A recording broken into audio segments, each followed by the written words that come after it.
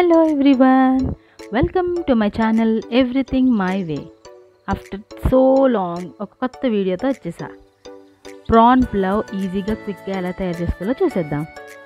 ఇక్కడ చూపించినవన్నీ కట్ చేసుకుని రెడీగా పెట్టేసుకోండి.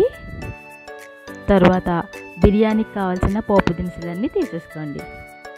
నెక్స్ట్ ఒక కుక్కర్లో వేసుకోండి. నేనైతే కుక్కర్లో వేస్తున్నాను. ఫస్ట్ బిర్యానీ ఆకు ఆయిల్ వేసుకున్న తర్వాత బిర్యానీ ఆకు అండ్ ఇందాక చూపించిన పోపు దినుసులన్నీ వేసేసుకోండి.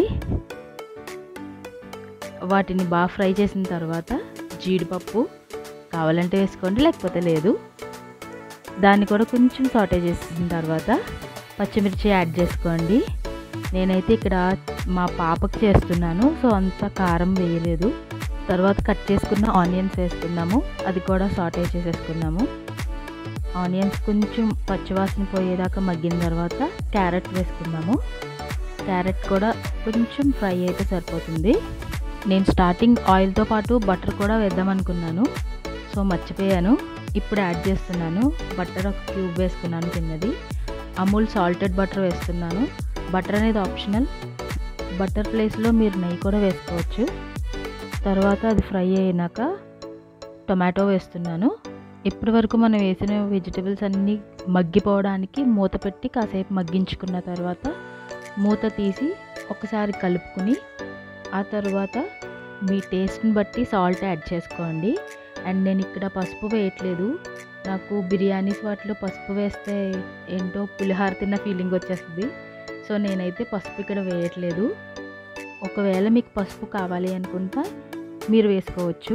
అండ్ తర్వాత జింజర్ గార్లిక్ పేస్ట్ వేస్తున్నాను. అది కూడా బాగా ఫ్రై అయిపోవాలి.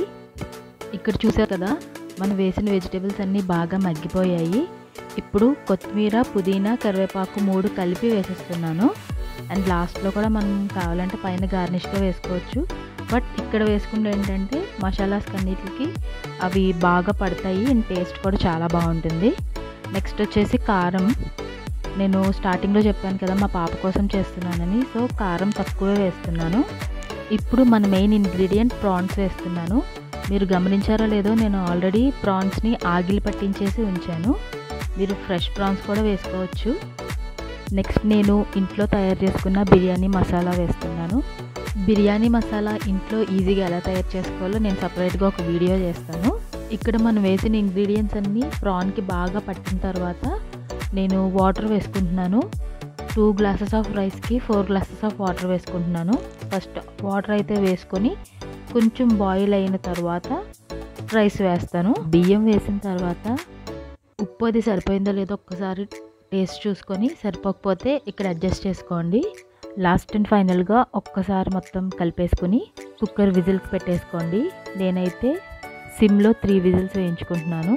స్టీమ్ చల్లారిన తర్వాత కుక్కర్ ఓపెన్ చేసుకుని డైరెక్ట్గా సర్వ్ చేసుకుని తినేయచ్చు.